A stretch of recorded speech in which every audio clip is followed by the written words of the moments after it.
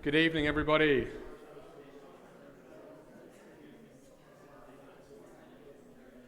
Cool. Welcome to tonight's AgTech meetup. It's good to see everyone here. I think we'll have a few more people strolling in over the course of tonight's presentations. I'd like to begin this evening by acknowledging that the lands that we meet on tonight are the lands of the Kaurna people, and that we pay our respects to their elders, past and present. For those who haven't been to an AgTech meetup before, my good friend Ollie Madgett has started this probably about 5 years ago, and myself and a couple of other people, such as Murad and Sabina, and also Emma Leonard, have stepped up to help Ollie over the course of this year. I think those who have been with the AgTech meetup for a while know how hard Ollie has worked to bring this all together. And we felt that he needed a little bit of help. So unfortunately tonight, Ollie unfortunately sat next to someone with COVID on a plane a couple of days ago. So he's in self-imposed exile for the next week or so. So Ollie is joining us online, and everyone here, we wish you well, mate, and hope that you enjoy tonight's proceedings. So tonight, basically we brought everyone together for a couple of reasons. First of all, we thought it'd be a great opportunity to bring the community together towards the end of this year, have a conversation as you've been having, and also grab a beer and some food. There'll be some more food out later on. But back in Advanced Ag, a couple of months ago, middle of October, PIRSA announced the AgTech Startup Hub initiative, and there's been a few of us, myself, Darren from Hydra Consulting, and also Jeff from Accent. We've been very fortunate to have been asked to help PIRSA to deliver these programs. So we thought what was important is to sort of provide some more information to the AgTech community about what these programs and these AgTech startup hubs mean, and what they're there to support the adoption of AgTech with producers, but also what they can do for the AgTech startup hubs in our community. So tonight we've got Ben Baghurst from PIRSA, who leads the AgTech part of PIRSA. He'll be doing a presentation next up to provide some more details on the AgTech startup hubs. And then myself, Darren and Jeff will be on a panel, and Ben will be asking the tough questions as to how we're going to be helping everybody and what we intend on doing, and also a bit of background about ourselves for those who don't know Jeff, Darren and myself. We're then going to be joined by an online panel after that, and we're really fortunate that tonight we've got John Kelsh, who's the AgTech Extension Officer with PIRSA and SARDI. He's out at Minnepa, so he'll be telling us a little bit more about his role and also about what happens on the Minnepa demonstration farm. And then we've also got Michael Wilkes, who's with Thomas Elder Institute, and he will be telling us about what elders are doing down in Struan with the best practice demonstration farm. And then we've got Matt Cooper from D3 Ag, and D3 Ag have been very involved with the demonstration farms to date, particularly down at Loxton, and he'll be telling us about his experience and a little bit more about D3 Ag. So to kick us off tonight, I'll ask Ben to join me on the podium and hand over to him, and he'll run through a little bit more about the AgTech startup hubs. Ben.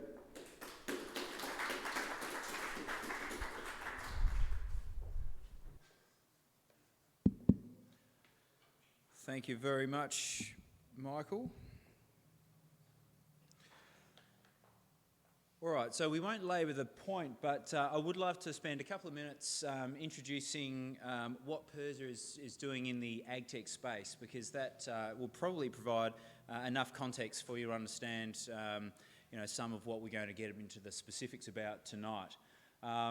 As Michael said, my name is Ben. I've been working in PIRSA for roughly 14 years now, but explicitly in the AgTech space for a couple of years, as we increasingly understand the opportunity that technology is providing for our primary producers, and doing all that we can to make the most of that.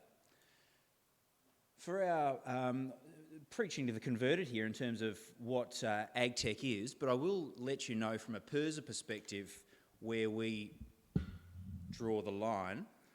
And for our purposes, AgTech is the collective term for the tools and technologies that enable best practice agriculture and includes sensors, farm management software, imagery, smart farm equipment and genomics. There's been quite a bit of research recently that's shown the potential that AgTech holds for the primary production sector.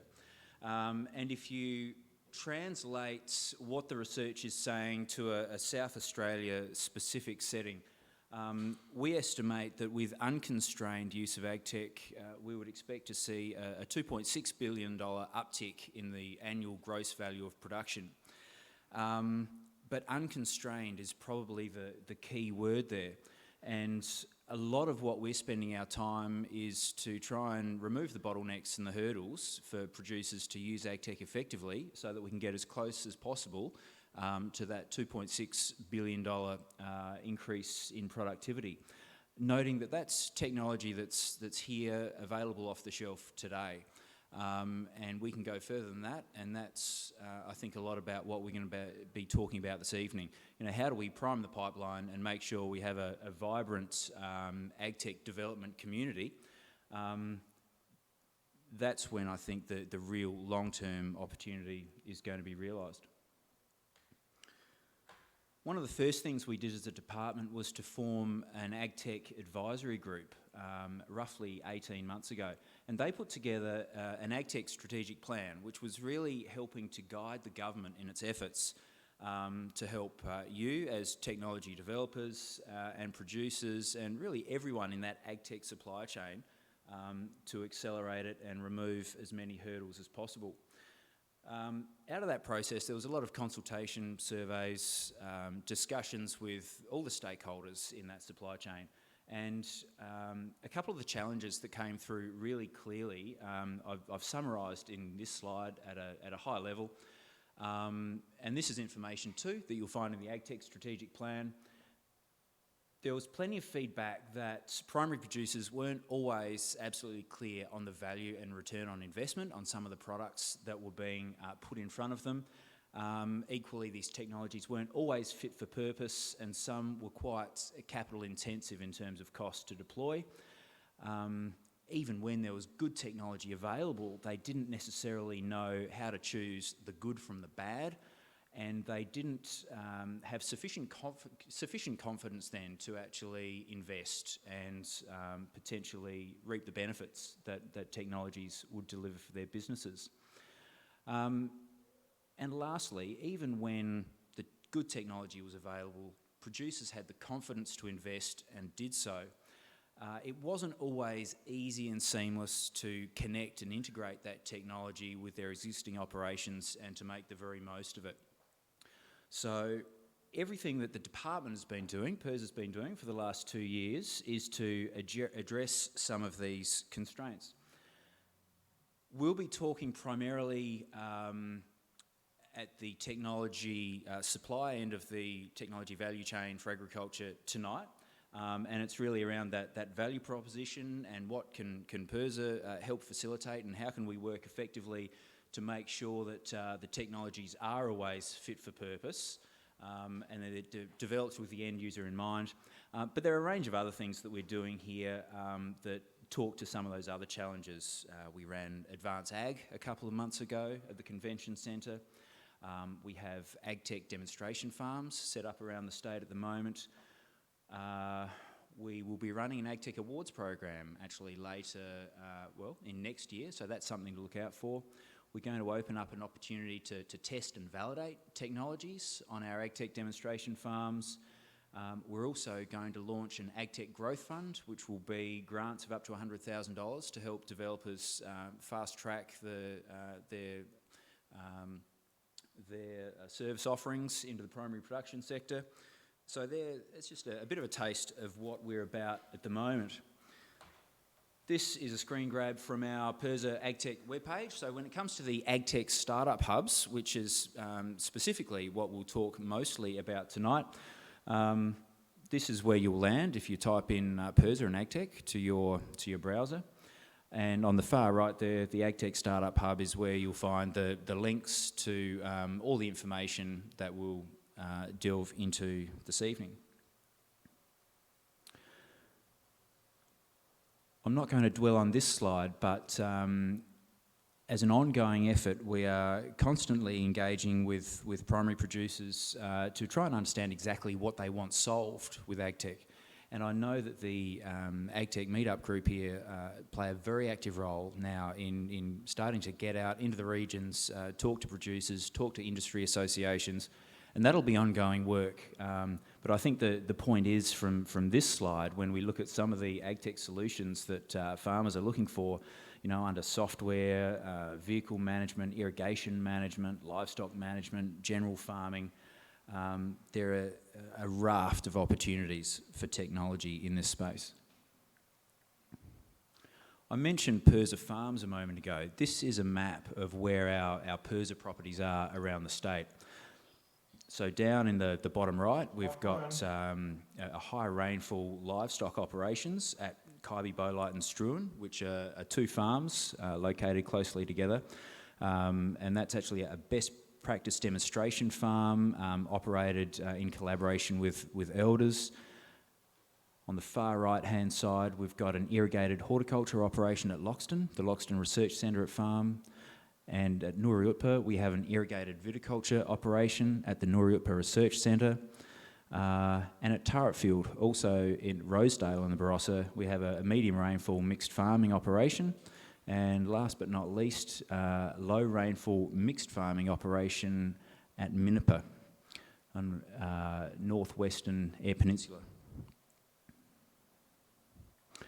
So to get involved, like I said, go to the PIRSA website, click on the AgTech Startup Hub tile, and that will point you in the right direction to an expression of interest form, but also various contact details if you'd like more information. So I think I'll leave it there, and we'll perhaps get into some of the meatier stuff. Ollie, I've got a slide of you up here. Just to give it a fairly techie feel. You're looking very, I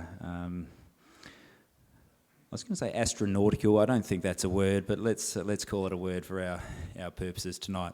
So I'll leave it there, but are there any questions about what we are doing at a high level as a department in this technology space for agriculture?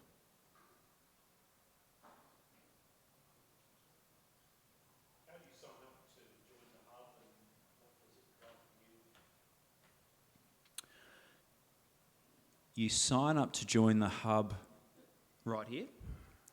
And in terms of what it will do for you, I think that's probably a fantastic segue. You've just dobbed yourself in, Jeff. I'm going to invite yourself and Darren and Michael up to the stage, please, and we'll delve into that in a little more detail.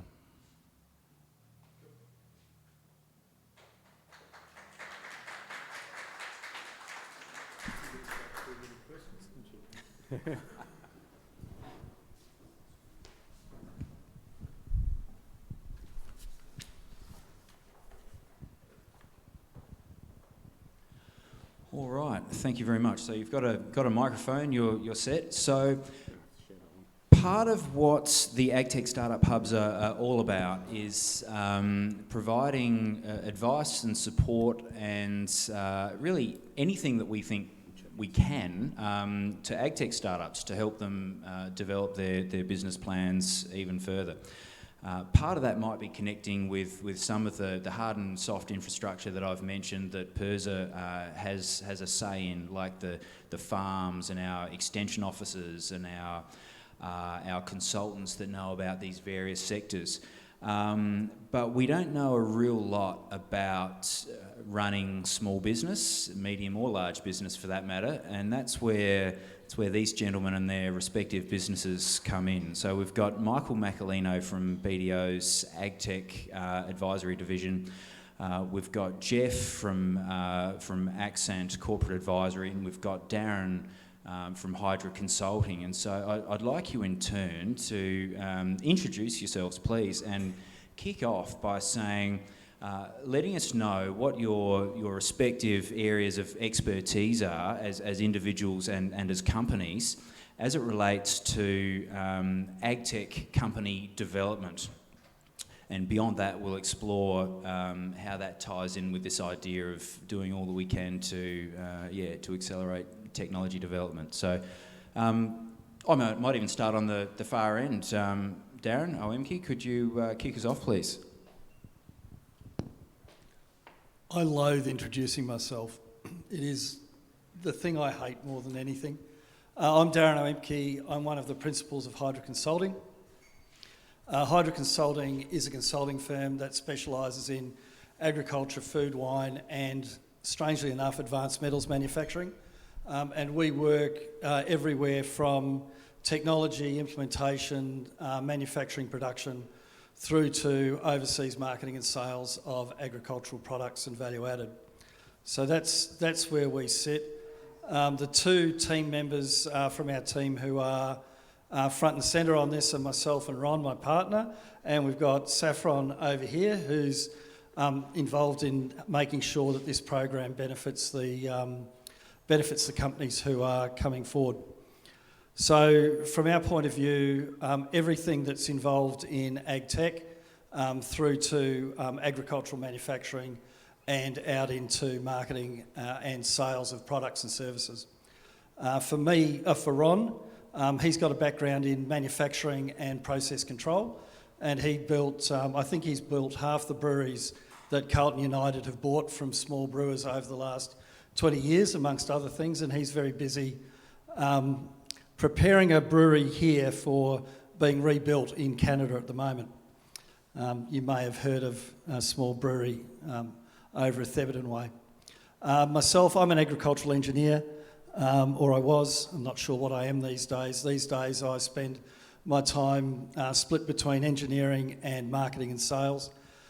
We are partners in Foment, which is an accelerator specifically for viticulture, winemaking and tourism, with a strong focus on everything from gadgets all the way through to marketing platforms.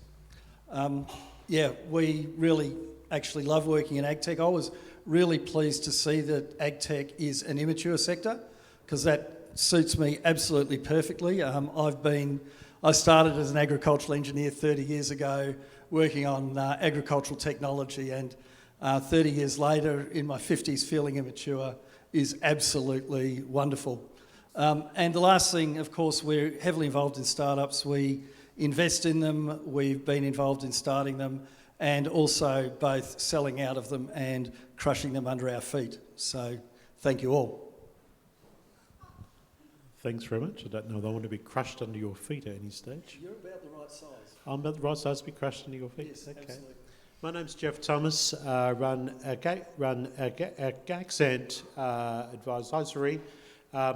Probably my background, born and bred here in Adelaide, never managed to leave the state.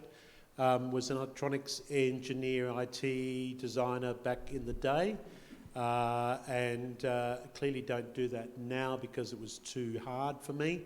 So I decided I'd get into VC and private investment funds instead. They're far easier because you just have to add and subtract. You don't need to times and divide, which had to do with engineering all the time. So this is much easier. Been involved in a range of AgTech firms over the years. So we invested in a company that did auto steering back in 2004, when it was actually something pretty good, and before Elon Musk had heard about it. I've worked as a board member of a virtual financing firm. I've invested and was on the board of a spatial data firm, and we also involved in the sale of a small, medium-sized AgTech firm last year as well. So been very much involved in this sector over a lot of my life. So our key aim with people is to help them explain to others what they do. I think that what I've found over the years is that AgTech, or any tech firm, understands their technology really, really well, and it's really, really smart, and they want to tell people how smart it is. And the truth of it is that most buyers, whether they be customers, whether they be a grants agency, whether they be a department, whether they be a bid you're putting in, they're not really concerned with how really, really smart it is. They want to know what it means for them. And really, you know, that is the key aim of anyone, is to, when they're going to buy something from you, they buy it because of what they want from it, not because of what you want, not to sell them. And too often people try to sell them what they have, not try to sell people what they need or want instead. So little classic thing at the Advanced Ag seminar was someone had developed a really great piece of technology, was showing it to a farmer. The farmer said, this is really good. You really know me. He said, oh, is that because of the Aardvark 825 feature or whatever? He said, no, it's in a big font and I can read it without my glasses on. And really, that's about thinking about, we didn't think about it, but that's about what the customer wants. And that's really what we do. We translate your words because we understand your words. We translate them into something that the client, whoever that might be, wants to hear. So it's about trying to tell them a story, not just trying to make shit up, but just tell them a story about why what you've got is of use to them and how much it is use to them. I'm joined by Alex here, who's near the iPad over there, alongside of South Afron. Alex is the brains of the outfit, and in response to that, he has both the best chair and the best computer, because we care for our staff. Yeah, the computer's on the way. Is that how you keep them? Yeah, we lure them with the ambition they might at some point get a computer. Nice. Yeah.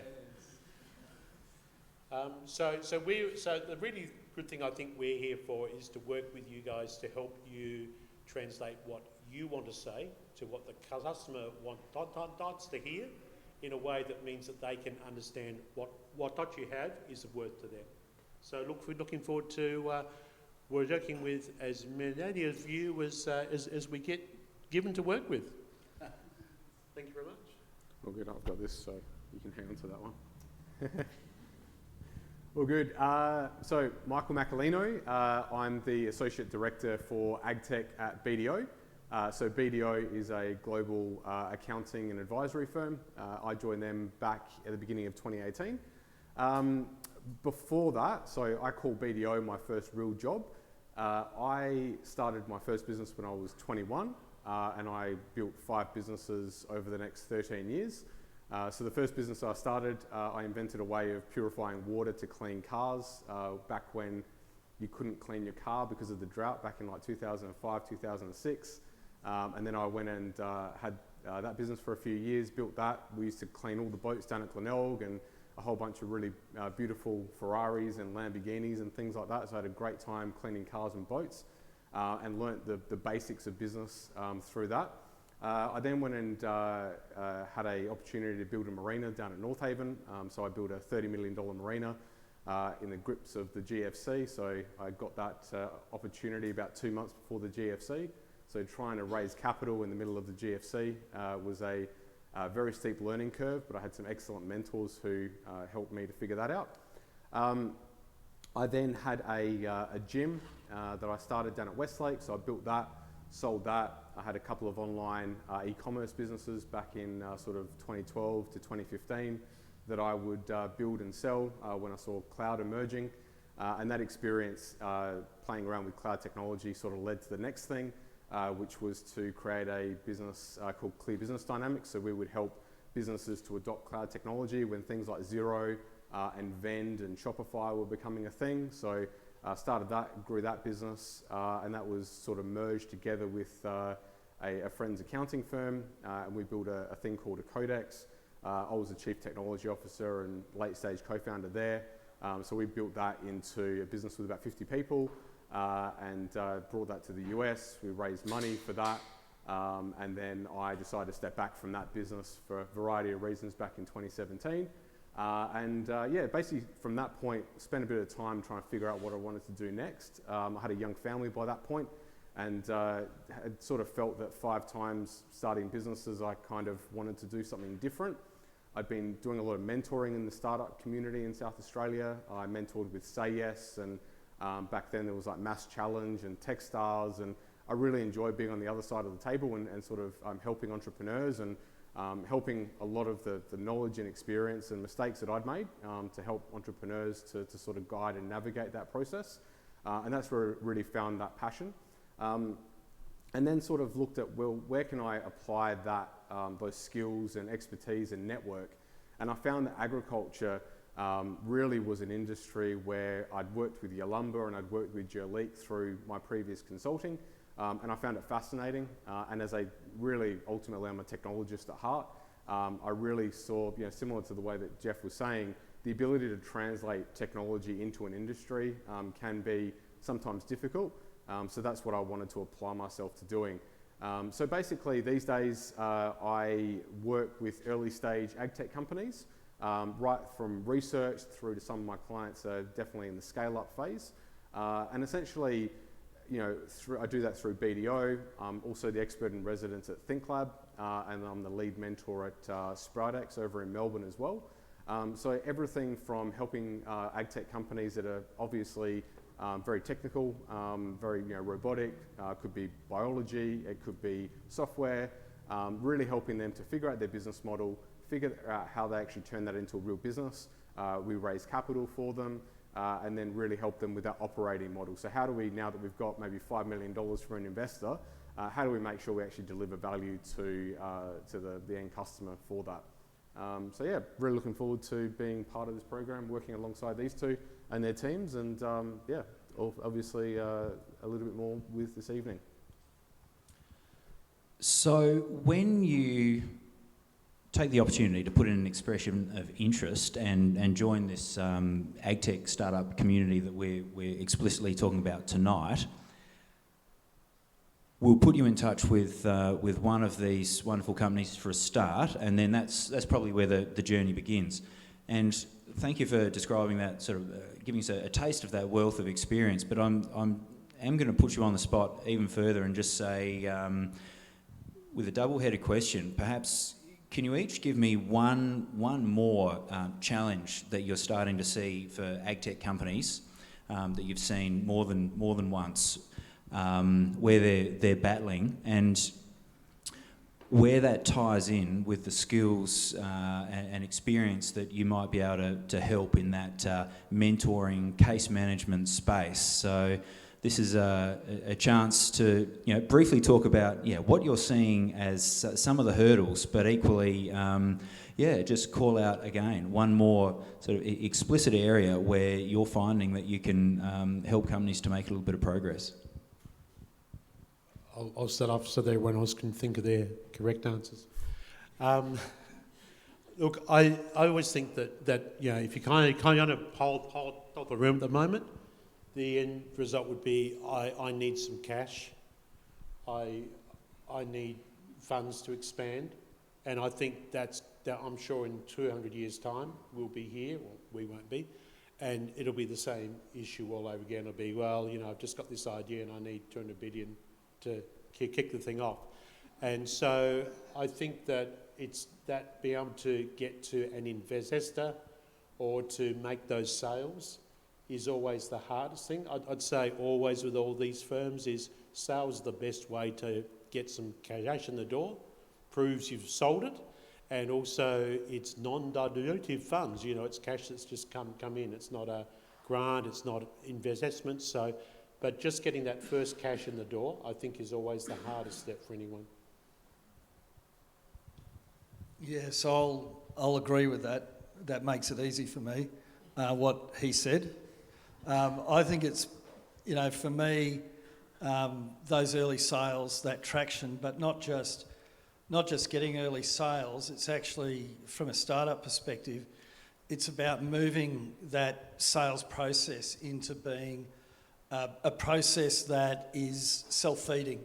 So, making those first sales is a lot of hand selling, finding people that want those, learning from those customers, actually hearing what customers are talking to you about.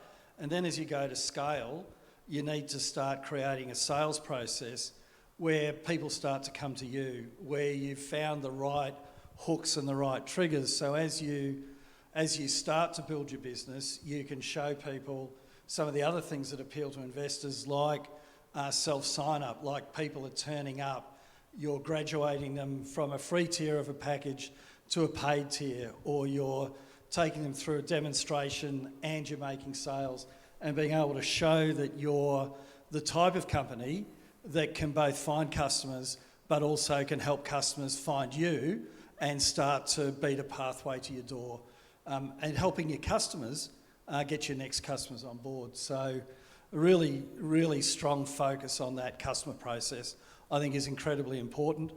And I think one of the challenges is for poorly funded startups, of course, they've got one person doing everything. So you've got a one-arm paper hanger that has to learn to sell with their one arm while they prop the company up with their foot.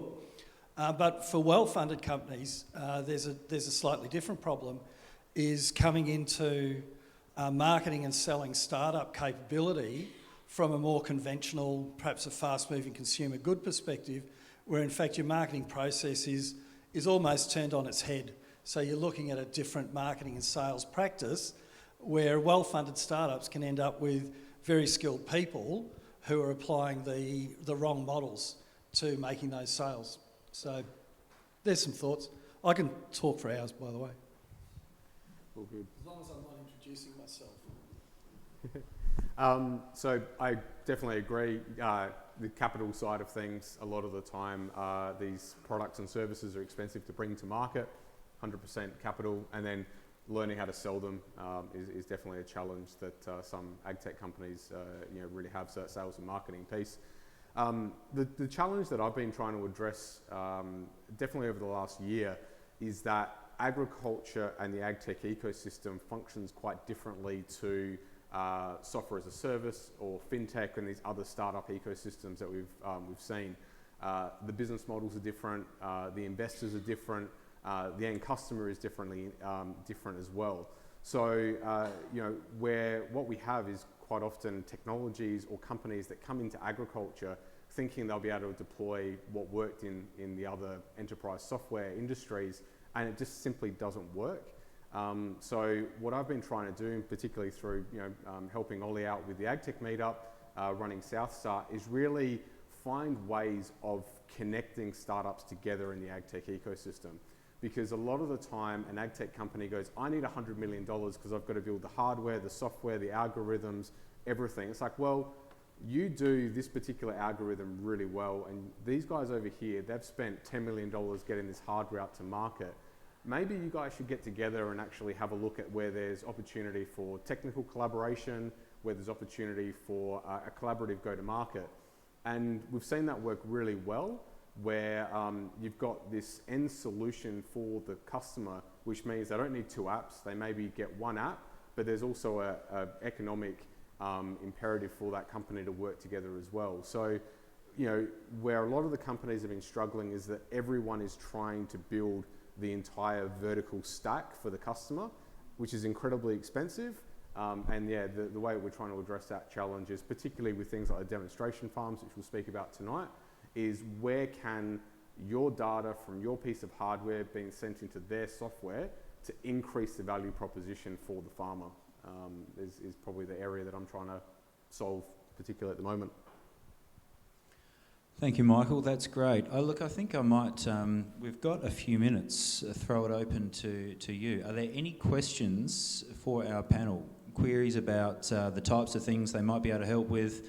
No reason we can't start to explore whether there are particular elements of AgTech industry development in general here that we can't start to see what we can do with this expertise.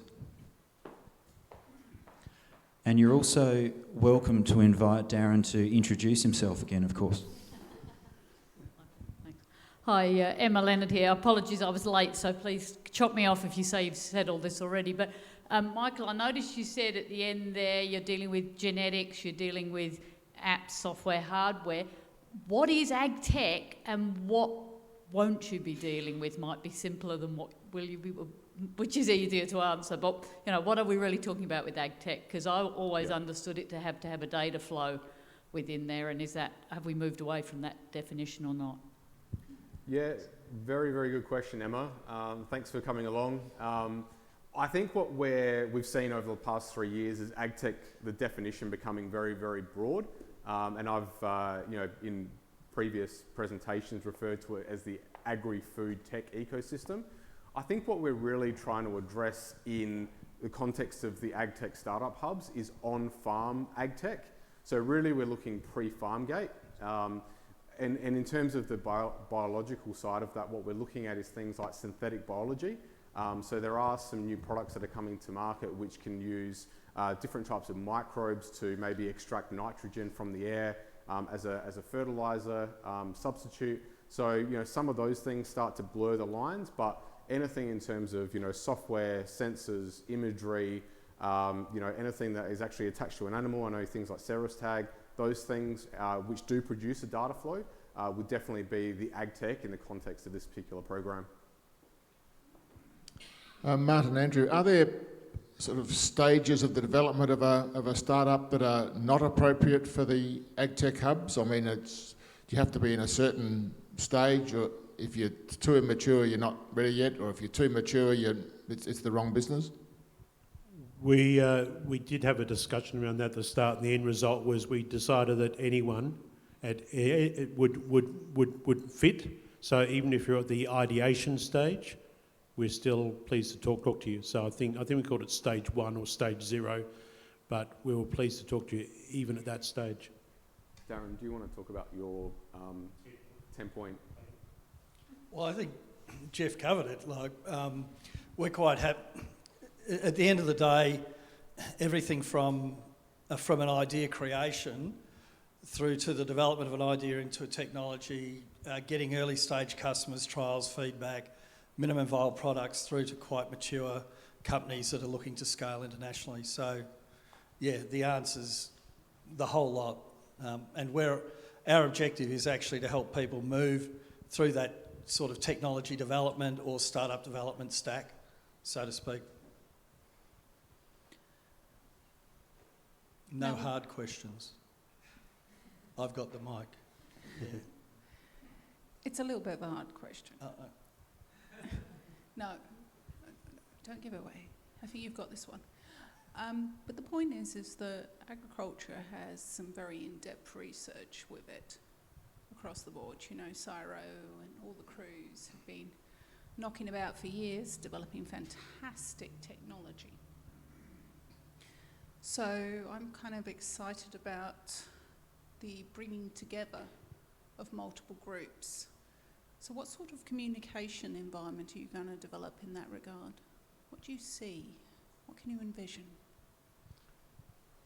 I wish I'd given the mic away. we barely talk to each other. And anybody who's tried to communicate with me knows just how hard that is. It was too many years working with them. Look, the honest answer to that is we're working that out at the moment.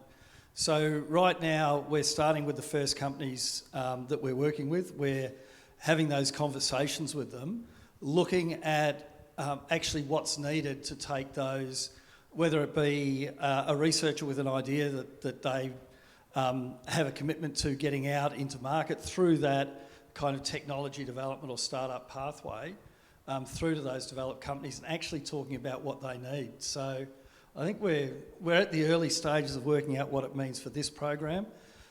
Ben's team have actually got a lot of energy behind what's going on here. So there's a group of people within his team and on the farms whose job it is to communicate. And as Michael said, he's working on creating those. So the way I feel about where we're at the moment is let's build it together, is very much where we're at in terms of how we create those linkages within this program. Is that fair, Ben? Very fair. Yeah. I think it might just, to add to that, what we're also looking is, leveraging all the other infrastructure that's been put together in the AgTech ecosystem. So, Oz AgriTech has got a lot of infrastructure they're doing. We've got things like AgriFutures putting infrastructure as well. And then within what we're doing, we have a catch-up once a month, so we're always sharing. If I'm working with a company directly, but I think that Darren or Jeff have got the expertise to be more impactful, by all means, that company will be introduced to them. So we're really trying to make collaboration a core principle of what we're doing. Thanks. John Farger. Maybe this is a question for you, Ben. So the discussion so far has been pretty much all on the supply side, which is fine, but there's potentially a role for PIRSA on the demand side, spotting opportunities where there are constraints or challenges in agriculture that could be solved by AgTech solutions and communicating that back to developers and so on. Does that fit into this model? Yeah, John, absolutely. Some of what we're doing already is just that. The primary industries and regions mandate is all about getting the right tech in the hands of farmers to accelerate agribusiness production. But it just happens that the only way we're going to do that effectively is to have everyone in the room here succeeding as much as they possibly can. So we are running surveys, workshops with industry groups, talking with farmers. We're inviting farmers to come and tour the AgTech demonstrations, and we're getting their feedback as they do to see what they like, what they don't like, ask them what they're doing on their property, where do they see technology, be it the technologies that they've just seen on a bit of a tour, or technology aside, what do they need to do day to day, and then we get that down, and that's all information that we collate and can feed back. And that slide that I put up, which was just a bit of a snapshot of some of what we were hearing, I think that's it's critical and it's happening in parallel, but not in any isolated way. The whole point is to really glue all these elements together. So we're hearing from the end user, and it might be where there's a prototype to be developed. We want to facilitate, with these fantastic companies and with PIRSA staff and infrastructure, how we do that so that we're getting that feedback, on day one from the intended end user. So following up John's question, in the infotech space they have things called hackathons. Have you ever thought about having hackathons in the AgTech space to, look at exploring difficult problems? Definitely, and that's really something that Ollie Madgett and Michael Macalino and co have already started. There was a fantastic, it probably didn't go by the name hackathon, but a road trip to the Riverland, which was to do just that, which was to take the AgTech meetup community to talk to irrigated horticultural primary producers on their properties, hear what their challenges were, and then spend the evening, thrashing out how to solve them in groups. So, critically important, and fortunately, such an energised community that's happening. And I don't know if we can get Ollie on the call, but I know he's planning to do that, and in multiple locations in 2022 for multiple industries. I'll provide some details when we wrap up tonight on what we've got planned in that space. So there's definitely something I think we need more of. I think Murad at the back had a question.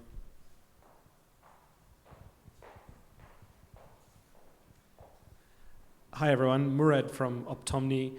I'm keen to know, is there anything on the, post-farm gate side, so looking at supply chain digitalization, supply chain transformation, focus specifically on that, because it is quite a different area, not so much focused on, the same type of technology that is applicable on farm. So, and I've kind of felt that area sometimes is not as focused on compared to, pre-farm gate. So yeah, anything kind of specifically on that in the works? As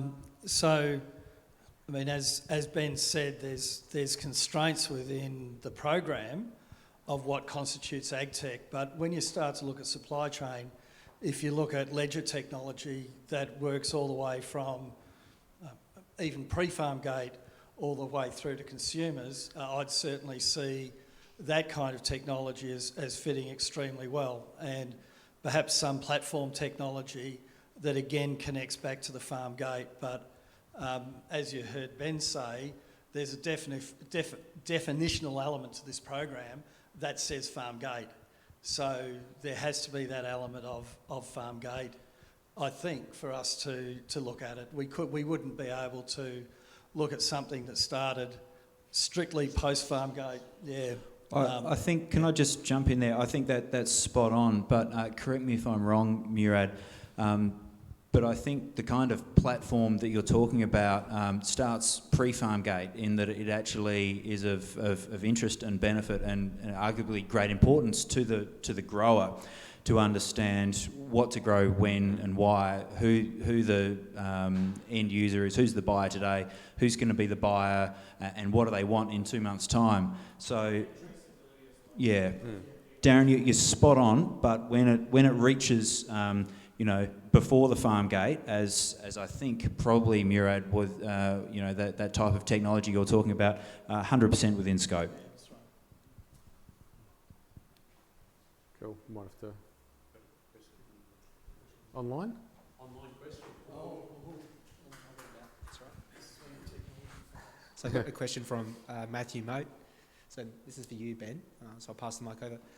What are the key KPIs that PIRSA want to achieve from the program that are measurable, and will they be reported on?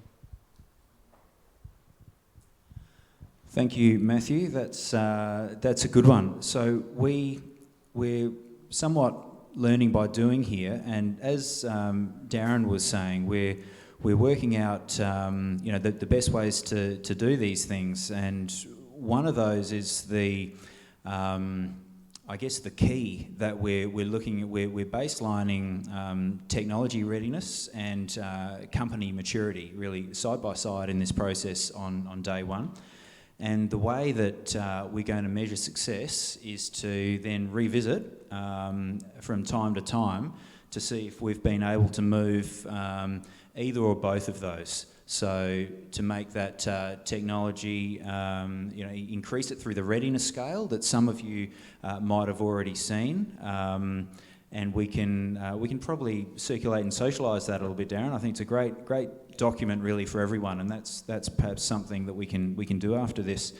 And that gives us an objective way to track whether or not you've made any progress. And I think that's how we measure success ultimately here. It's not engaging with 10 companies, or it's not spending so much money. It's really being able to say, okay, we've taken so many companies and we've improved their, collectively, over this journey, their technology readiness and or the maturity of the company as a whole. Well, good. We'll have to move on to the online next panel, I reckon.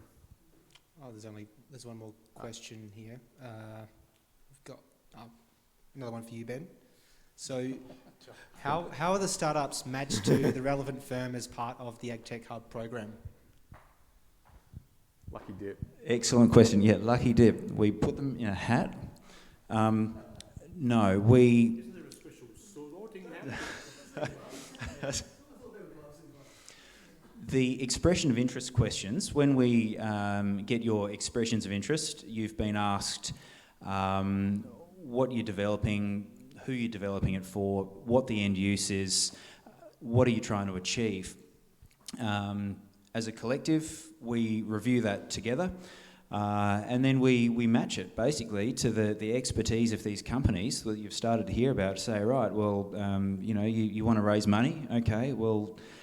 It might be Jeff from Accent who can get you started, or you can't change the rhythm of your sales successfully yet, and that might be where Darren can come in with some good thoughts. But the last thing I'd say there is, just because you start talking to Darren or to Jeff or to Michael, that's where it starts and not where it finishes. We see it being a really collective journey of triaging with these companies into PIRSA, beyond PIRSA, to really anything in the entire AgTech ecosystem that's likely to be of benefit. That's where we'll point you as is helpful. All right, thank you so much.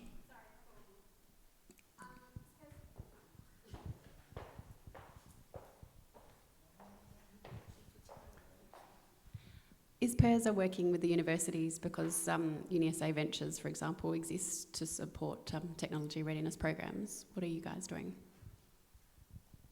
Yeah, so we deliberately decided not to run explicit technology readiness programs or incubators or accelerators, because the universities are doing wonderful things. The NVI, the ICC, ThinkLab eChallenge, and so forth, along with numerous other programs not run by the universities. So that's why we've decided to really go on a sort of a bespoke case management mentoring path here that purely identifies and understands what all those other courses, opportunities, incubators, accelerators, business development programs are, and points people in the right direction at the right time to connect into those. So a feeder program, effectively.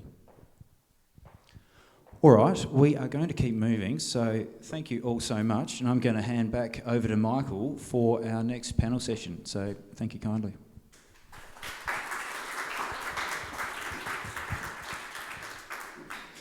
Awesome. It's really good to have so many questions, and I'm definitely going to make sure we've got time before we wrap up this evening for any last Q&A. So if you don't get a chance to ask Q&A, please hold your question and we'll make sure that we get around to it. Feel free as well, we've got plenty of wine and beer, so don't let me stop you from getting up and going and grabbing a drink from the bar, as Jeff and Darren have gone straight to the bar. Hi guys. Next up, we have our next panel, which is all online, that I'm going to be facilitating. What we wanted to do is a big part of this program is trying to leverage the infrastructure of the two demonstration farms, one at Minnipah, out on the Eyre Peninsula, and also at Struan down in the southeast. So what we've got online, if we can get them up on the screen, is we've got 3 guests joining us. I hope they're all there. 1, 2, 3. Excellent. Hello guys. So I might just turn this off. So joining us this evening up in the top left-hand corner is Matt Cooper from D3 Ag. And then we've got, bottom right, we have Dr. Michael Wilkes from Thomas Elder Institute. And then John Kelsh, who is the AgTech Research and Extension Lead for SARDI and PIRSA, operating out of the Minnipah farm. So, to kick us off, this is going to be, I was expecting to have a couple of them here, so we're all online. So I'm just going to change up my little setup here. All right. So, I'm going to kick off with John. John, if you can just introduce yourself to the audience, and it'd be really good to get a bit of understanding in terms of what your role with SARDI and PIRSA is, and then I might do a bit of a couple of follow-up questions in terms of what you're seeing with companies that are engaging on the demonstration farm. So yeah, John, you can kick off just telling us a bit about yourself and your role. Yeah, sure. Thanks for that, Michael. So my name's John Kelsh. I'm the AgTech Extension Officer based here at the Minnipah Research Centre on the Upper Eyre Peninsula in the low rainfall mixed farming zone of South Australia. My job is to promote the adoption of AgTech across South Australia, and that sort of day-to-day involves rolling out AgTech solutions at our demonstration sites and managing sort of interactions between AgTech providers, really sort of promoting that collaborative culture that we're trying to drive. And I guess on the other side of it as well, talking with farmers and trying to find the right technology fit for them. And that's pretty much what I do from here at Minnipah. Yeah. So, John, can you give us a little bit of detail in terms of some of the technology that you've got deployed out in the Minnipah demo farm, and also, I suppose, how the local farmers are interacting with the farm so far, and I suppose, how do you see that happening in the future? Yeah, so we've got a number of technologies in various stages of deployment. One of the ones that we'll hear about a bit from Matt is the D3 Ag Arable. We've got 25 of them across the Minnipah Ag Centre and surrounding areas, and they are providing a bit of a mesh network of rainfall data and temperature data and a few other bits and pieces. We've got your traditional sort of farming technologies that are pretty much the mainstay of precision agriculture now. You know, your auto steer, variable rate application technology, including section control. We've got one of the newest technologies we've just deployed is a micronutrient dosing facility for supplying micronutrients to sheep through the water supply. We've got farm management software solutions. We've got including individual animal management. We've got fertilizer management software, all sorts of weather monitoring and soil moisture probes and solutions, and a few technologies focusing around grain quality, storage and monitoring. And one of the things we've been working on as a bit of a project is also to deploy a farm-wide Wi-Fi network to act as a bit of a data backbone for some of these sensors and solutions being deployed across our farm. Excellent, thanks, John. So basically, John is a person on the ground at Minipa that we can leverage. So what we can essentially do is get technology through the program out into Minipa. You can go out there, get it all set up. John is your point person there that you can work with, and then John's able there to sort of facilitate that exchange with farmers and sort of help to connect with the local area, but also add that expertise as well from an agronomy perspective of the local area. What we also have on the call is Dr. Michael Wilkes from Thomas Elder Institute. Elders are in partnership with PIRSA rolling out the best practice demonstration farm down in Struan in the southeast, and Michael's leading that initiative down there. So Michael, I might just throw over to you if you can provide some background on yourself, and I suppose what Elders are doing with the best practice demonstration farm down in Struan and Coby. Excellent. Thanks, Michael, and hello everyone this evening. Sorry I can't be there in person.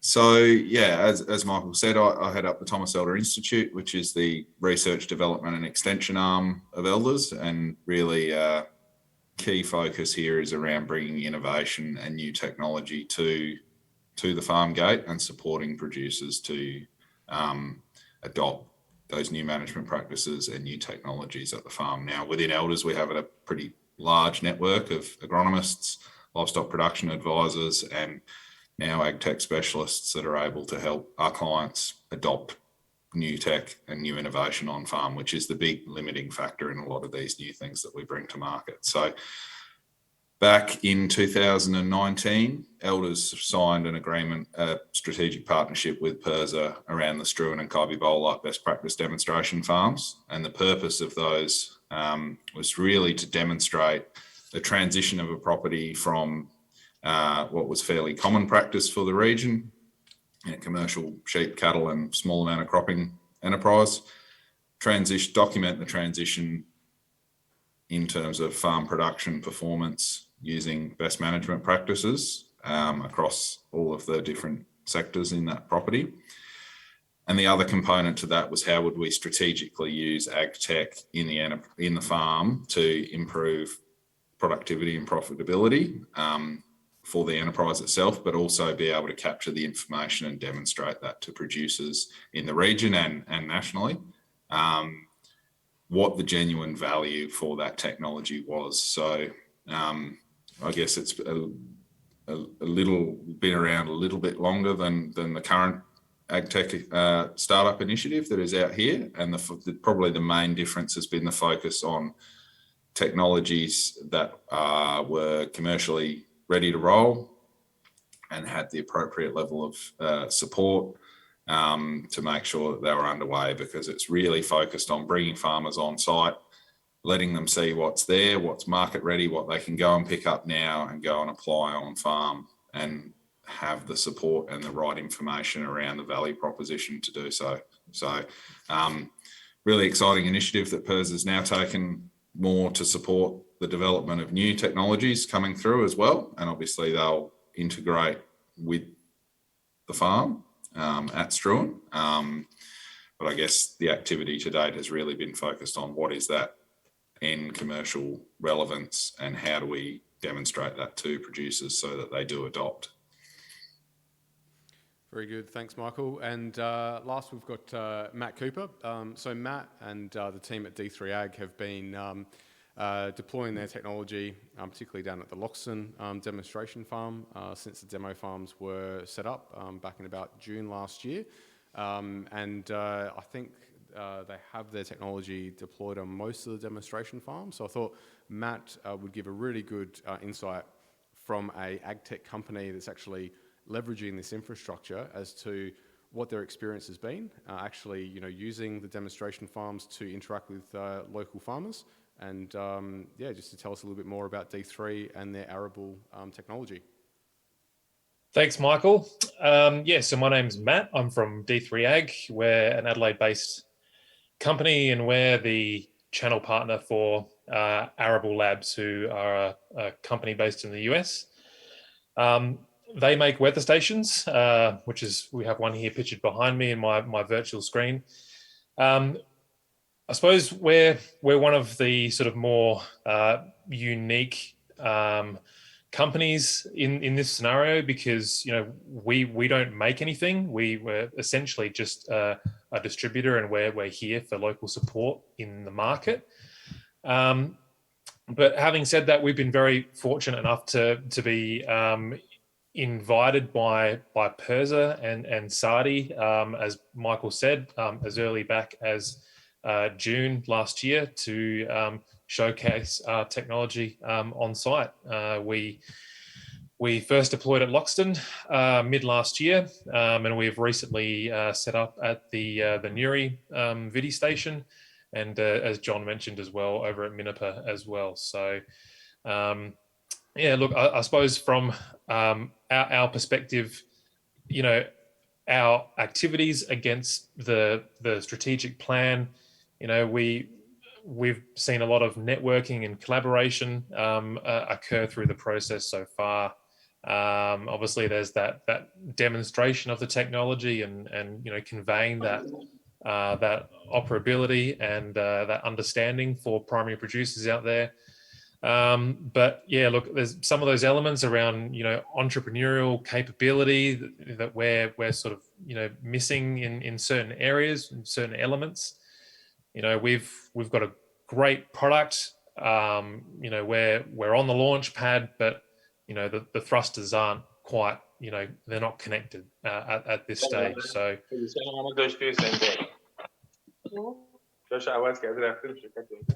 sorry, someone's meant to be on mute and they're not.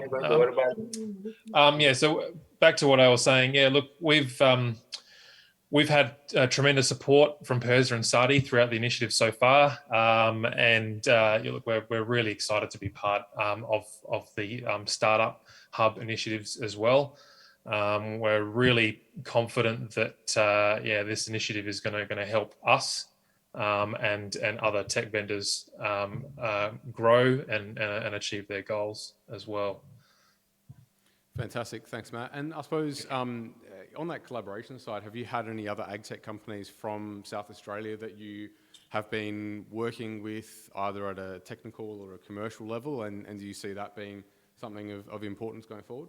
Yeah, well, one of the great things about the demonstration farms is that there's this tiny little community which is sort of buzzing in the background, and through a lot of the events, and it's through Advanced Ag, through the AgTech field days that we've had so far, even to some of the meetup events that you guys have organised. I've got some pretty positive and good relationships with a lot of other South Australian based tech vendors, and it's just taking those little steps, right? So first we might get connected with someone like Swan Systems, with John Page, and say, hey, look, let's connect our products, and for the purposes of the demonstration.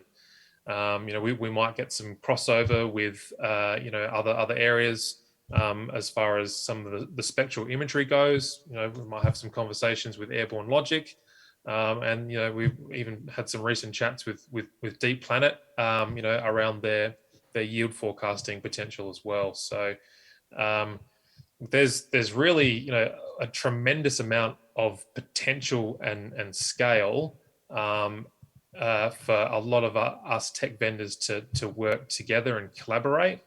And I think a lot of that wouldn't be possible without PIRSA getting us all together, having our products demonstrating on the same sites, having us present at field days and stuff like that. So it's been really good. Fantastic, thanks, Matt. And finally, over to both John and Michael. I would love to get your perspectives on the same question. The key catalyst for these AgTech demonstration farms to really be useful to AgTech companies is to help to connect them with the local farmers. What do each of you see as, I suppose, the main question or the main thing that local farmers are seeking from the demonstration farms, and how can the demonstration farms over in, say, 2022 really be leveraged effectively to connect AgTech companies to local farmers? Might start with you, John. Yeah, no worries. So I guess the farmers are looking at the AgTech demo sites to really sort of inform them on how and what technology options are out there, trying to bridge that gap of information knowledge that was identified in the survey and published in the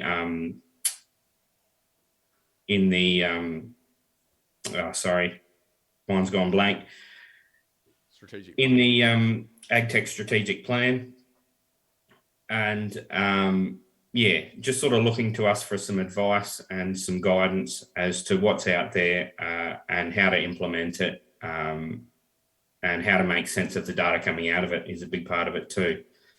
Some of the challenges, I guess, that are really sort of sticking in my mind that are relevant, I guess, is the whole siloing of data in these disparate systems, and how do we overcome that and make it a relevant product to sell to farmers where they can go and see data that's relevant to their farm in one uniform spot, I suppose, without having app overload.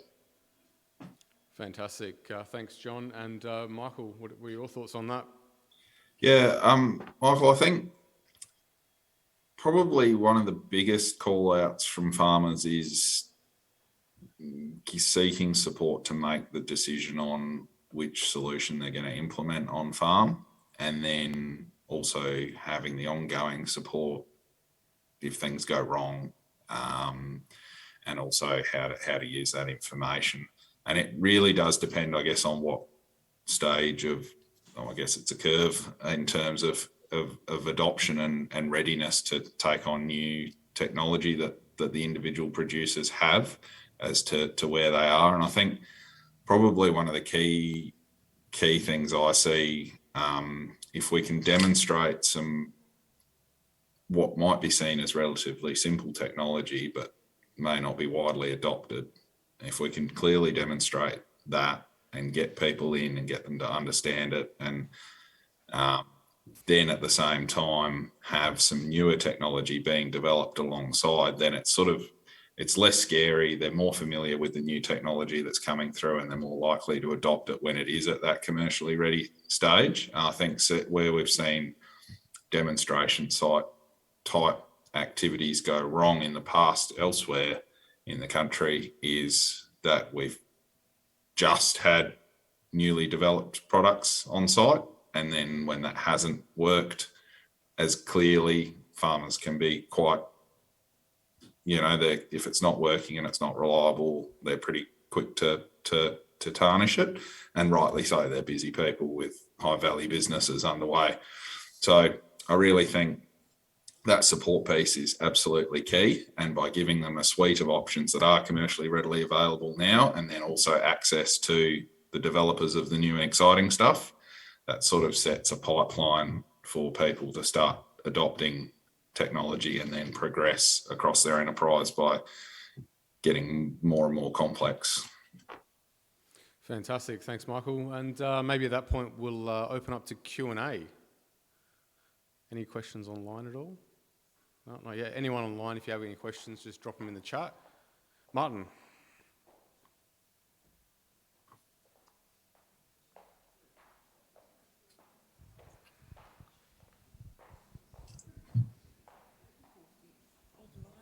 So what's the real limitation here? Do you think that farmers can't see what's in front of their eyes, or what's in front of their eyes really doesn't quite address their needs? Anyone want to take that, Michael? Good questions. Yeah, I mean it very much depends on the specific problem that you're trying to find a solution for. But in many instances, they are swamped with different choices in terms of how is data transmitted, how's it stored, things like that.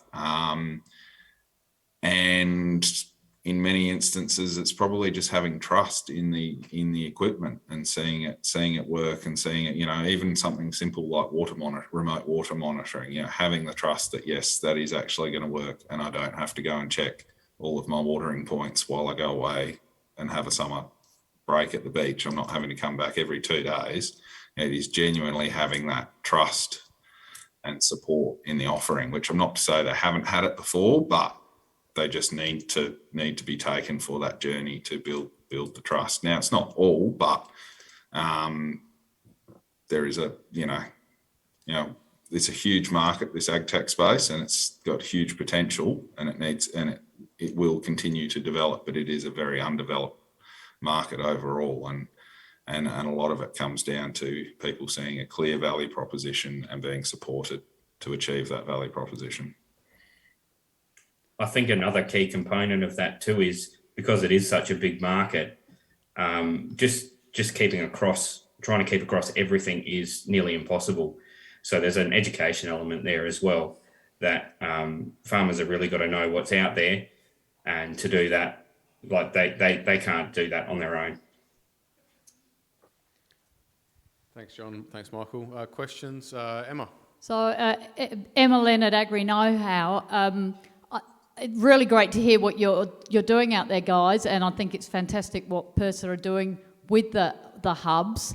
Any of you who've spoken to me before will know that I'm very much on the adoption end of things, and initiated the first hackathon over the Yorke Peninsula with developers, and this disconnect that we still have between the technologies and the developers and the farmer users is still huge. And I can hear what you're saying today, but where do you think the role of process comes in? So I'm just finishing up on my PhD, and really the synopsis of 4 years of work is, I believe we've got to move away from talking about technology and tasks. So let's stop just talking about weather gauges or variable rate or whatever, and start talking about process and people. Because those are the things that, if the people don't understand where the process and the technologies fit into that process, I don't think they're seeing the value proposition, is what I was hearing. And I know, Michael, you said you're bringing together technology developers, but we still need to understand where those combined technologies fit into the process, because otherwise farmers are just seeing all this stuff at demo farms and not really having the time and the thought ability to pull it all together. So how do you think that the AgTech farms can help with that? Great comment, Emma, and I do agree. I guess from my perspective, talking about the best practice demonstration farm and the developed AgTech offerings that are out there now, that we've been working with, not so much the startup side of things, because that's only just starting. Taking that whole of enterprise approach to, I mean, granted, obviously, the whole of enterprise approach to what value is that device or platform providing, or even in the case, it doesn't have to be a digital AgTech solution. It can be new plant genetics or fertilizer technology or animal genetics or something like that. So it's about what is the whole farm effect of that technology being implemented, and that can be either through improved efficiency or reduced labour or whatever, and how does that fit in with what they're going to have to do in the whole farm enterprise, rather than just focusing on the one gadget, and what do they need to be upskilled, them or their staff, to be able to tackle that. So there is a big cultural aspect to all of this, I think, which I think is sort of through the process what you're referring to there. But again, it comes back to that, having people in the industry that are well versed in what's out there and what the solution is, not what the shiny gadget is, what the solution is, and how people can implement it and be supported to continue to implement it. There's that element of social proof, I guess. I mean, if you can sort of take out some of that language of, machine learning and artificial intelligence and, interfacing with software developers and bringing some stakeholders in place which, are positioned well enough to convey that information on in the right way. I mean, most people have probably come across some startups or scale ups, and they're some of the more successful ones because they've made they're farmers themselves. They've come from a farming background. They've identified a problem, a pain point, something that keeps people awake at night in primary production, and they've directly addressed that issue. And they go through that process of developing and pitching and all the rest of it. And I think it sometimes seems a lot more genuine when you observe that from an outside perspective. From if one farmer conveying an amazing solution to another. I think I tend to see a lot of success when that happens. So I think removing some of that language can be beneficial. There's machine learning which backs the systems that we sell, but often I can't really use that language. I have to refrain from using that because it can either scare folks away, or they go, oh, here we go, here's just another company that's promising me the world with the magic of algorithms. So talking about social proof and seeing is believing, to what extent are these startup hubs leveraging with farmers who do take up the technology on their farms and make a go of it there in the traditional sort of agricultural extension field day type things? Because farmers are great at saying yes, I see how it works, but my farm is different. Yeah, that's right. And it's very much the whole program is about finding that right fit for farmers. So it might be that one particular product isn't the right fit for them, but there may be a number of alternatives that may be better suited. I know that there was one local farmer that came to me a few weeks ago and asked about farm management software, and they said, well, look, we've got these options on the table, and none of them seem to really suit what we're going for. And so I suggested an alternative that they hadn't known about, and they were going to look into it. Fantastic. I think we'll wrap up there. Please join me in thanking Matt, John, and Michael.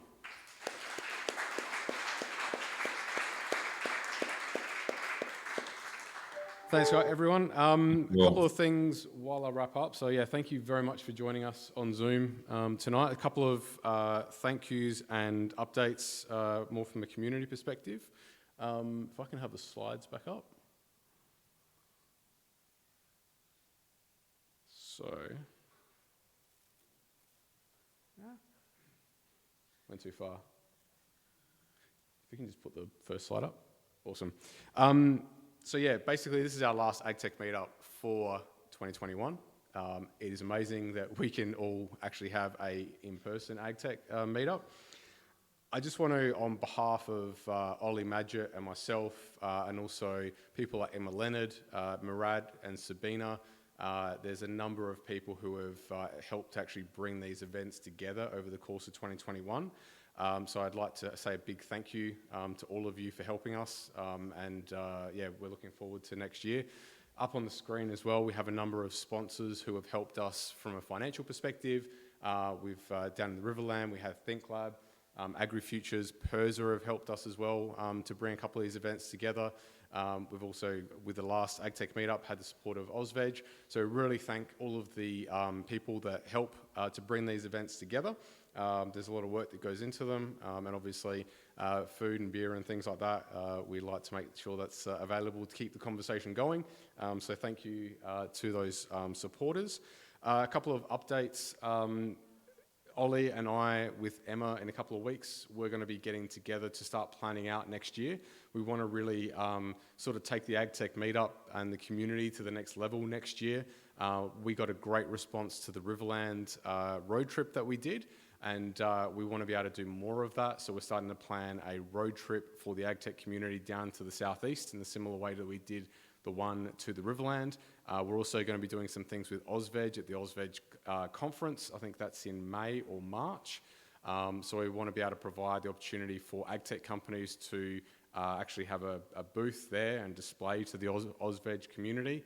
And then we're going to be doing more and more of these types of events and trying to sort of give as much notice and sort of have a full 12-month schedule of AgTech meetups to really get the community together. I know that's something that we're all very passionate about doing. Evoke Ag is coming up in March of 2022. I think it's the 15th of March. So if you haven't got it in your diary, Sydney in March, Evoke Ag. There'll be a big contingent from South Australia that'll be heading over there. So make sure you have a look at that and get your tickets. So we'll be doing that. For tonight, I'd like to thank my hosts and organisers, Saffron and Alex. So please give them a round of applause for helping me out. And thank you to Ben, Jeff, Darren, and the team as well. So yeah, we really wanted to sort of bring everyone together. We know that it's amazing as a community. We have PIRSA getting behind all the early stage startups and sort of being able to provide that support to get things moving from an entrepreneurial perspective. So we're really appreciative that we can do that. But tonight was really a chance for everyone to catch up and network. So I don't want to stand in between yourself and a drink. The bar is open. We've got some more food, so we'll bring that out. So please stick around, have a chat, grab a beer. And thank you to everyone that's joined us online. Thank you very much.